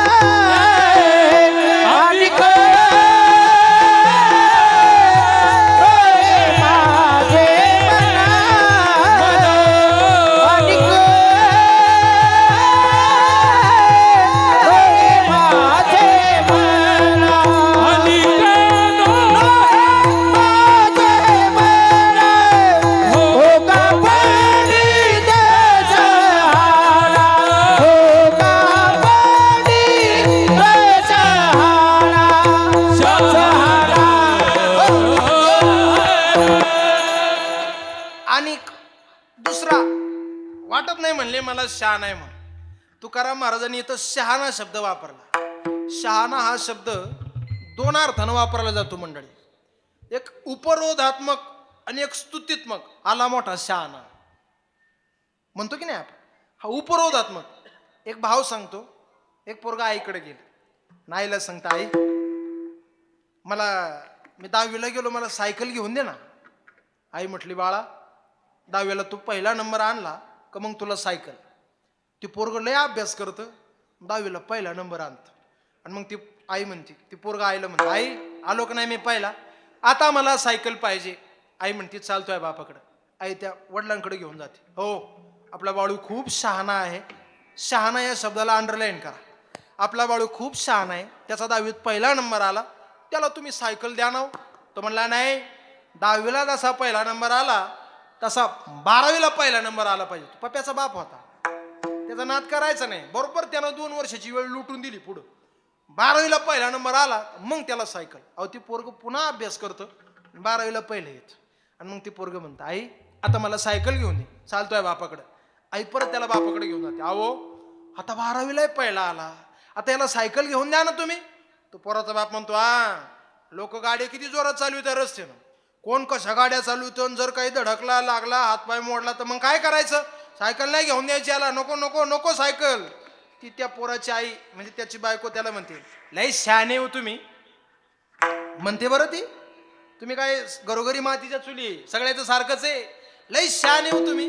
आता शहाणा हा शब्द बाळा करताय वापरला आणि शहाणा हा शब्द पती करताय वापरला, पण दोन्ही शहाण्याचा भाव वेगळा आहे. जगद्गुरु तुकाराम महाराजांनी इथं शहाणा शब्द हो का पंडित शहाणा, किती मोठा शहाणा असेल पण जर भक्ती नसेल शून्य किंमत आहे.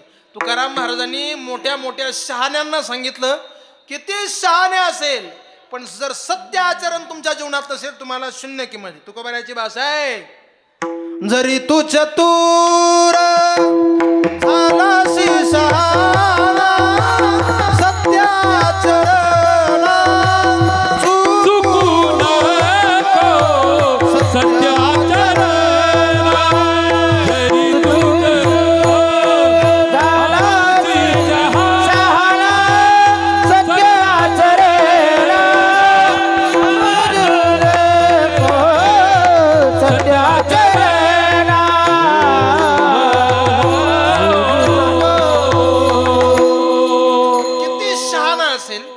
सत्याचरण भक्तीला चुकू नको.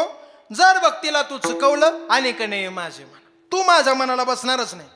काय लय शहाणे मार, निवड शहाणपणा वापराय पाहतात. तिघ भाऊ होते, लय शिकलेले, लय शहाणे, पण ते आपले जुने लोक एक म्हण सांगायचे, अति शहाणा त्याच्या बैलाला कामच नाही, जास्त शहाणा तू. लय शहाणे होते. पण योगायोगानं तिन्ही भावांना 3 सख्या बहिणी करून आणले होत्या. आणि जो मध्यस्थी होता त्याला काळजी लागली. तो म्हणला अरे यांच्या शहाणपणावर मी सोयरीक जुळवली, आता कोणाचं जमवणं अवघड झालं महाराज, लय कठीण झालं. आता मध्यस्थी आता नको म्हणत्या, नाही नाही लाख देऊ, तुझे लाखही नको काहीच नको, तिकडंच पाहत बस तू. आता खिशात कार्ड घेऊन फिरणाऱ्याची संख्या लय कमी झाली महाराज. तो म्हणला आता काय करू राव, आता कसं काय करू, यांच्या हाताला काहीतरी काम दिलं पाहिजे. मग त्यानं एक डोकं लावलं. तो म्हणला या तिघांना मी एक रिक्षा घेऊन देतो. त्यानं त्याच्या पैशातून तिघायला रिक्षा घेऊन दिली. ही रिक्षा घ्या, रिक्षा चालवा आणि तुमचा उदरनिर्वाह भागवा. त्यानं ती रिक्षा दिली आणि पंढरपूरला नुकतीच एकादशी आली म्हणून महिनाभर वारीत निघून गेला. आला राव तिकून वारी करून घरी आला. कसं काय चालली रिक्षा, व्यवस्थित चाललंय ना. ती तिघं भाऊ म्हणजे अजून बोनी सुद्धा झाली नाही. अरे महिनाभर रिक्षा दिली बोनी सुद्धा नाही, का बोनी होत नाही. रिक्षा फिरवी त्या कुठं, अहो स्टँडच्याच अवतीभोवती फिरवितो म्हणला. एकदम चौकात रिक्षा उभी राहते पण कुणीच सीट बसलं नाही. का कुणी बसत नाही, चला म्हणले मला दाखवा. ते मध्यस्थ्याला घेऊन आले. अहो हे तिघं भाऊ दोघं जण मागं बसायचे आणि एक रिक्षा चालू आहे पुढं बसायचं आणि तिघंच फिरायचे. काल कोण बसल त्या गाडीत, शहाणा. मध्यस्थ्याला दया आली. तो म्हणला रिक्षाच्यानं होणार नाही, मग तुम्ही एक काम करा, ही रिक्षा विकून टाका, एखादं गॅरेज टाका. हे माझ्याकडनं गॅरेज टाकायला ₹1,00,000 घेऊन जा आणि गॅरेज टाका, वेळ वाटून घ्या, मोटरसायकलचं चांगलं गॅरेज टाका. त्यानं ते ₹1,00,000 दिले आणि त्यांच्या वेळ ठरवून दिल्या. 9 ते 12 एकानं, 12 ते 3 एकानं, 3 ते 6 एकानं, अशा वेळ वाटून दिल्या. पुन्हा कार्तिकीला पंढरपूरला निघून गेला. तिकडून आला, कस काय दुकान, अहो कुणीच आलं नाही. तो म्हणला अरे लोकांच्या मोटरसायकलीचे का नट ढिले झाले नाही का, चैनी वंगणाव आल्या नाही का, काय अडचण काय झाली नेमकं, गिरायक का कुणी आहे ना, कमीत कमी मोटरसायकल तरी गिरायक लागायला पाहिजे होतं. दुकान अहो चौकात टाकेले गावच्या, कुणीच नाही म्हणा, पंचर काढायला सुद्धा कुणी नाही. चाल बरं कुठे दुकान दाखव. ते मध्यस्थ्याला चौकात घेऊन आले. कुठे दुकान, ते पण ते 3ऱ्या मजल्यावर. आता काय करावं, मोटरसायकल 3ऱ्या मजल्यावर वगैरे टाकलो, काय सराठानं वाढायची का मोटरसायकल तिथं. शहाणा. तुकाराम महाराज म्हटले असा किती शहाणा मोठा असो माझ्या मनाला वाटत नाही. हो का पंडित शहाणा, माझ्या मनाला तो मोठा वाटतच नाही.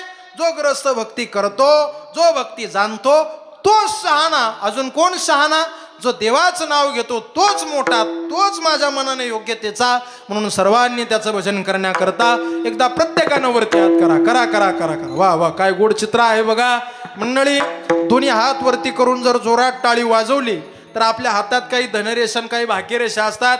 एकमेकावर आदळल्या का माणसाचं धनही वाढतं, भाग्य वाढतं. अजून सांगू तुम्हाला, हातामध्ये काही पॉइंट्स असतात, एकमेकावर आदळले बीपी शुगर हार्ट अटॅक काहीच होत नाही. घ्या घ्या घ्या वरती हात घ्या.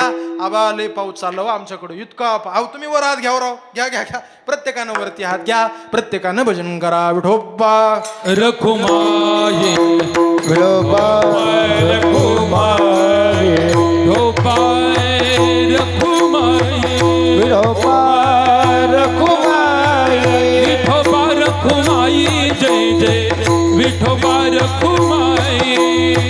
विठोबा रखुमाई जय जय विठोबा रखुमाई, विठोबा रखुमाई जय जय विठोबा रखुमाई. विठोबा रखुमाई जय जय विठोबा रखुमाई, विठोबा रखुमाई जय जय विठोबा रखुमाई. विठोबा रखुमाई जय जय विठोबा रखुमाई, विठोबा रखुमाई जय जय विठोबा रखुमाई. पुंडलिक वरदा हरी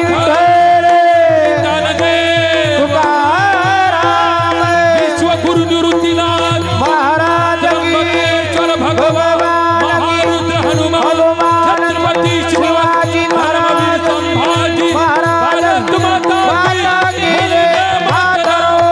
विठोबा रखुमाई, विठोबा रखुमाई विठोबा रखुमाई, विठोबा रखुमाई विठोबा रखुमाई, विठोबा रखुमाई जय विठोबा रखुमाई, जय विठोबा रखुमाई जय विठोबा रखुमाई, जय विठोबा रखुमाई जय विठोबा रखुमाई, जय विठोबा रखुमाई विठोबा जय रखुमाई, विठोबा रखुमाई विठोबा रखुमाई, विठोबा रखुमाई. हबा हबा हबा हबा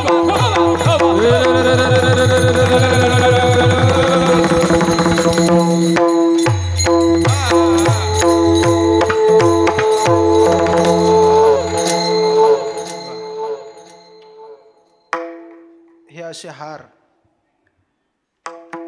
गेल्यावर सुद्धा काही कायला नशिबी भेटत नाही.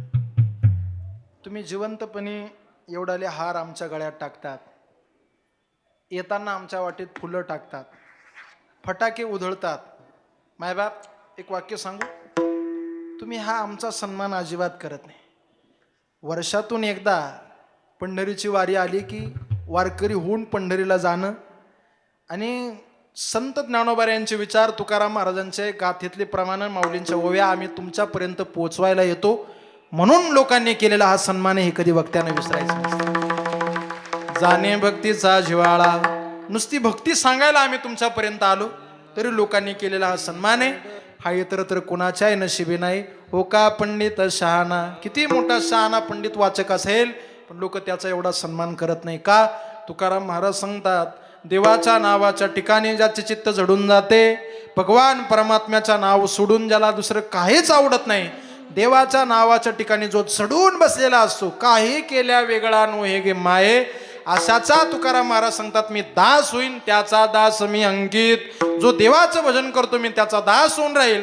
तुकाराम महाराज याही पुढे जाऊन म्हटले, श्रवण कीर्तना आधी जो पुरुष 9 प्रकारची भक्ती जाणतो आणि जो पुरुष या 9 प्रकारच्या भक्तीच्या जवळ जाऊन शेजारी बसतो तोच पुरुष खरा दैववान भाग्यवान. हे महाराज अभंगाच्या शेवटच्या चरणात तुका म्हणे नवा विदा हो,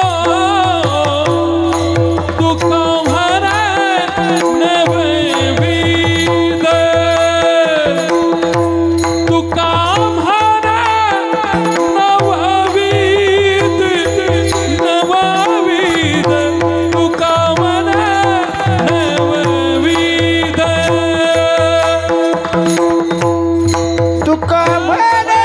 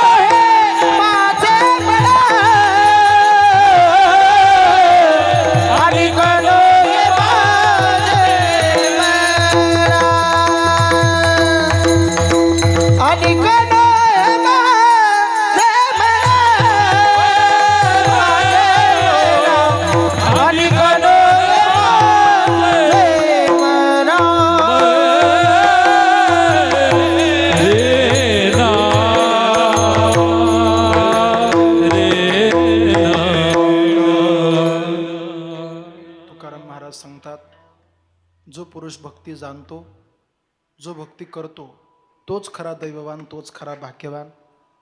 आपले नाव त्या दैववानाच्या यादीत टाका, आपले नाव त्या भाग्यवानाच्या यादीत टाकण्याचा प्रयत्न करा.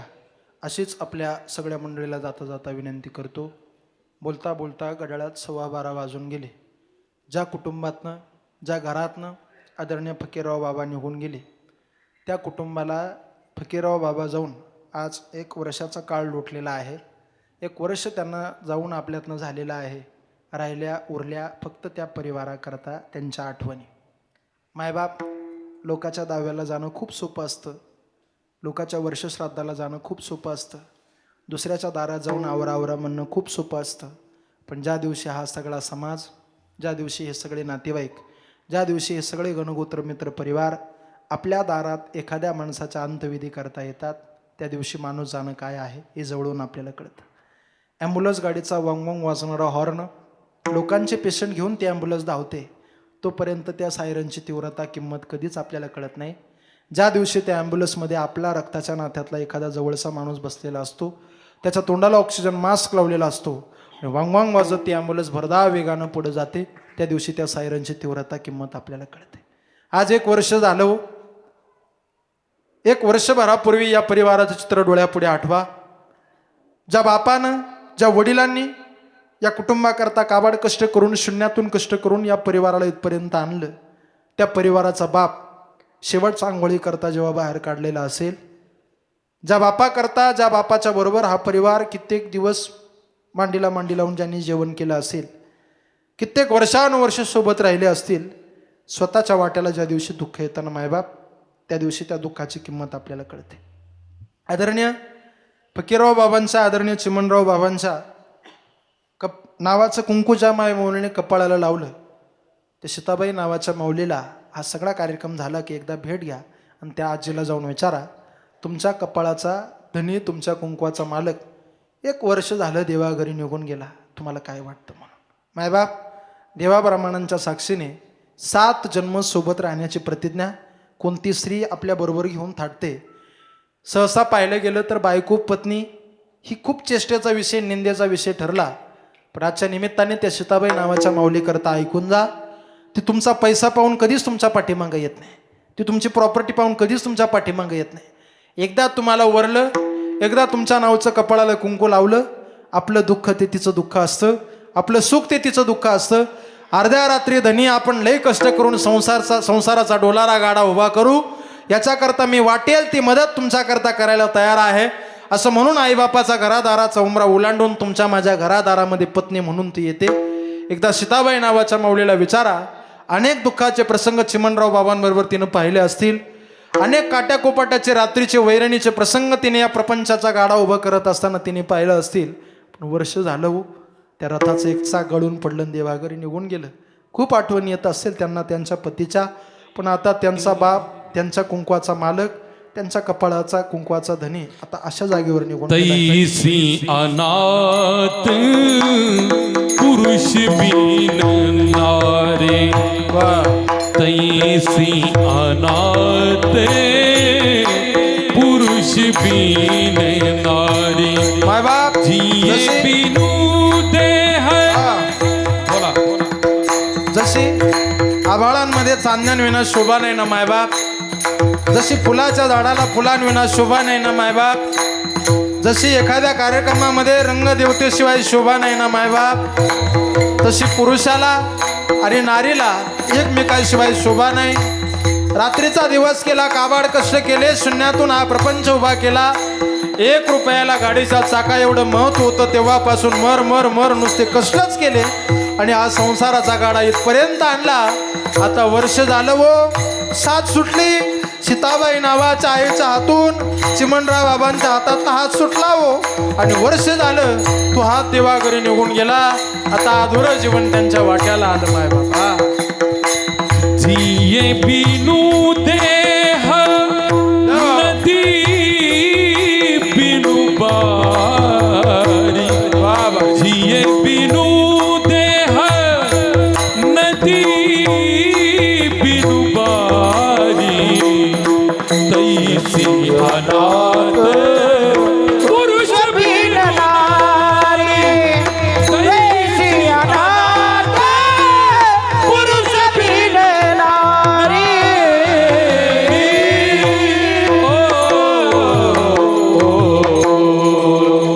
वाक्य आहे साधू संतांचे, पुरुषाविना नारीला, नारीविना पुरुषाला शोभा नाही.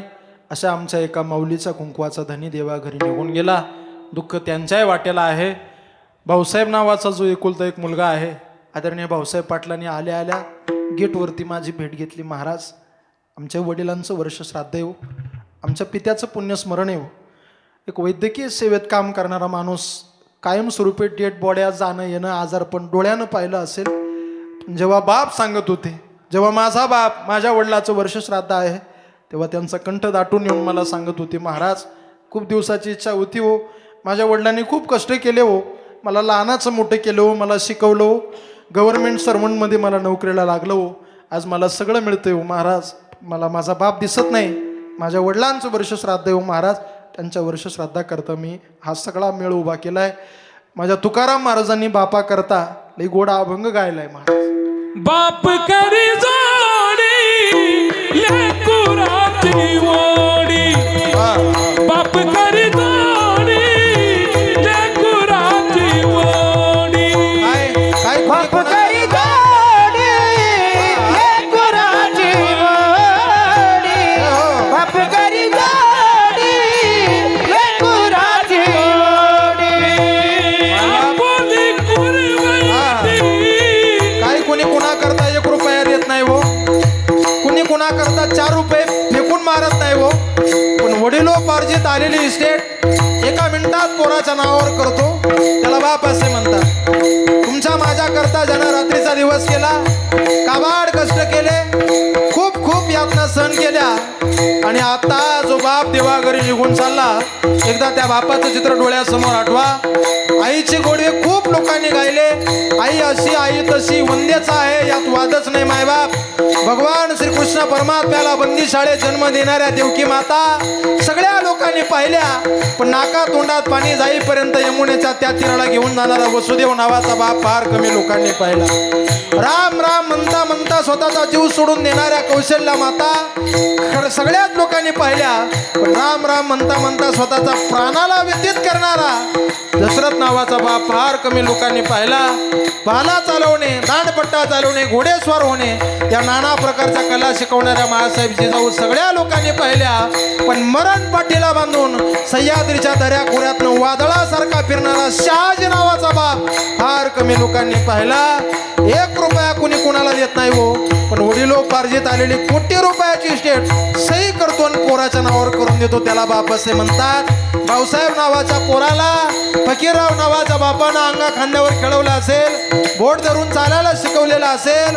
जी काही मीनाबाई नावाची मुलगी आहे, एक बोट तिचं भाऊसाहेब पाटलांचं एक बोट धरून आणि गल्लीतून हा बाप ज्या दिवशी फिरत असेल ना मायबाप, त्या दिवशी त्या बापाच्या अंतकरणाला जाऊन विचारा किती मोठेपणा लागतो. पण आज मीनाबाईंना बाप दिसत नाही, भाऊसाहेब पाटलांना बाप दिसत नाही, कारण त्यांचा बाप देवाघरी निघून गेला. आपुली कुरवंती, एकाएकी केला वीराचीचा धडी, एकाएकी केला वीराचीचा धडी.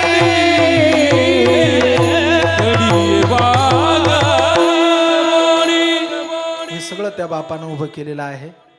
आज मीनाबाई जरी कुटुंबातच दिलेल्या असल्या, जरी घरातच त्यांचा संबंध झालेला असला, पण तरीसुद्धा मला वाटतं जेव्हा केव्हा त्या नैतळे गावाला येतील, आपल्या माहेरच्या चौकटीत पाय ठेवतील, तेव्हा त्यांच्या वडिलांचा फोटो हा भिंतीवरती लावलेला दिसेल. आता ह्या रक्षाबंधनला त्यांचा बाप त्यांच्याशी बोलणार नाही, ह्या दिवाळीला त्यांचा बाप त्यांच्याशी बोलणार नाही. आज या कीर्तनातून सांगून जातो, माय मावल्या हो, महिला मंडळी तुम्ही माझ्याकडे लक्ष देऊन ऐकत आहात. शेवटची 5 मिनटं मी तुमचे घेतून थांबतो. पोरगी किती मोठ्याच्या घरी द्या, पोरगी किती श्रीमंताच्या घरी द्या, माहेराच्या चौकटीत आलं ना, पोरीला आईबाप जिवंत लागतात. माहेरात आईबाप असले तरच त्या माहेराची मजा आहे महाराज. बाप तुम्ही असा या मंगल कार्यालयामध्ये लॉन्समध्ये पोरीचं लग्न असलं, मंडपात लग्न असलं, लग्नात दिवसभर बाप कधीच काढणार नाही. संध्याकाळी घरी जातो, उशीमध्ये डोकं खुपसून धसधस धसधस एकदाचा जन्मभराच रडून घेतो, त्याला बाप असे म्हणतात. जावई बुवाला बाप सांगतो, व्याही बुवांना बाप सांगतो, काळजाचा तुकडा म्हणून लहानाची मोठी केली हो, आता तुमच्या स्वाधीन करतोय, माझ्या लेकीला जीव लावा, पोटचा गोळा समजून सांभाळला हो, आता हा तुमच्या स्वाधीन केलेला आहे, असं सांगणाऱ्या मीनाबाईंना आता त्यांचा फकीरराव नावाचा बाप कधी दिसणार नाही. माहेराला जायचं म्हटलं तर रात्रभर पुरीला डोळ्याला डोळा नसतो. उद्या मला माझा बाप दिसणार आहे, सीताबाई नावाची आई भेटणार आहे, फकीरराव नावाचा बाप दिसणार आहे. पण आता त्यांचा बाप कायमचा देवाघरी निघून गेला. भाऊसाहेब पाटील, तुम्ही खूप मोठे व्हाल, अजूनही तुमच्याकडे धनलक्ष्मी येईल, भरभराटी तुमच्याकडे येईल. पण आता तुमच्या पाठीवर शब्बासकीची थाप देणारा तुमचा फकीरराव नावाचा बाप कायमचा देवाघरी निघून गेला. पांडुरंग परमात्मा करो एका बापाची कृपा कायमस्वरूपी या परिवारावरती राहो. सुना नातवंड पत्नी असा गोड गोकुळासारखा पाठीमागं राहिलेला परिवार तितक्याच ताकदीने पुन्हा एकदा उभा राहो आणि चिमणराव नावाच्या बापाच्या आठवणींचा सुगंध सदैव या परिवारामध्ये दरवळत राहो. हीच प्रभू चरणी यांच्याकरता प्रार्थना करतो. आलेल्या पाहुणे मंडळीला विनंती आहे, कुणाचे दुखवटे स्वीकारले जाणार नाही. इथून पुढे कुठल्याही कार्यक्रमाला जायचं असेल तर दुखवटे अजिबात नेत नका जाऊ. न्यायचंच असेल तुम्हाला एखादं झाड घेऊन जा, तुमच्या हातानं ते झाड त्या परिवाराच्या दारात लावा. त्या झाडाला आलेली फुलं फळं हीच त्यांची खरी आठवण देतील. न्यायचंच असेल तुम्हाला 4-2 कपडे घेऊन जा, एखाद्या अनाथालयात जा, अनाथ पोराच्या अंगावरती ते कपडे घाला. त्या पोरांच्या चेहऱ्यावरती आलेला हसू हीच खरी त्यांना दिलेली भावपूर्ण श्रद्धांजली असेल. न्यायचंच असेल तुम्हाला दुखवटा, 4-2 पुस्तकं घेऊन जा, एखाद्या ग्रंथालयाला भेट द्या. तुमची पुस्तकं वाचून जर एखादा पोरगा IAS IPS झाला, हीच करीत त्यांना दिलेली भावपूर्ण श्रद्धांजली असेल. हीच आपण सर्वांना विनंती. आदरणीय आमचे आबा, आमचे नाईकवाडी महाराज, आदरणीय आपले कोल्हे महाराज, या सगळ्या उपस्थित भजनी मंडळींनी, नवनाथ माऊलींनी फोन केला. सुंदर अशी सिस्टीम आहे. सर्व मंडळीचे आभार व धन्यवाद. कीर्तन सेवेला पूर्ण विराम. जेवण केल्याशिवाय कोणी जाऊ नका ही सर्वांना विनंती. एकदा सर्वांनी भजन करा. निवृत्ती ज्ञानदेव निवृत्ती राया सोपान मुक्ताबाई दान सकया. निवृत्ती राया सोपान मुक्ताबाई दान सखया. निवृत्ती राया सोपान मुक्ताबाई दान सकया. निवृत्ती राया सोपान मुक्ताबाई दान सखया.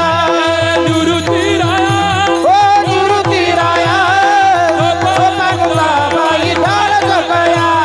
सोपान मुक्ताबाई दान सखया. ज्ञानेश्वर माऊली ज्ञानराज माऊली ज्ञानेश्वर माऊली ज्ञानराज माऊली विठ्ठल जय जय विठ्ठल. आबोली कुरे बेडे क्षमापराध नाही उच्चारी क्षमापराध म्हणे दाने क्षमापराध दान दे